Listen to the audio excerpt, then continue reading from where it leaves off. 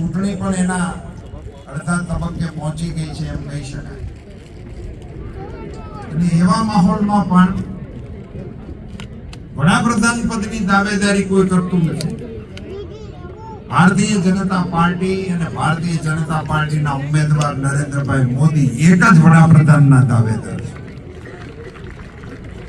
બાકી તો ચૂંટણી છે, બધા લડે છે, શેને માટે લડે છે એ ખબર નથી, લડે છે.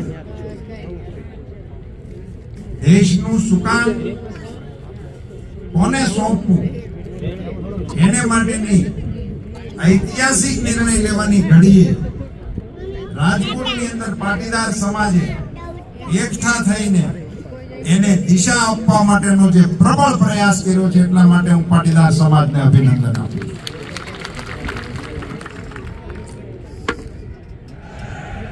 હું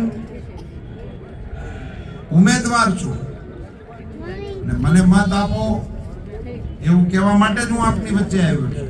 પણ મેં જે તમારી પ્રશંસા માટે શબ્દો કહ્યા એ માત્ર મારી ચૂંટણી માટે નથી કહ્યા, આ દેશના મતદાતાઓને દિશા દેખાડવા માટેનો પણ પ્રયાસ છે. ચૂંટણી કયા તબક્કે ચાલી રહી છે?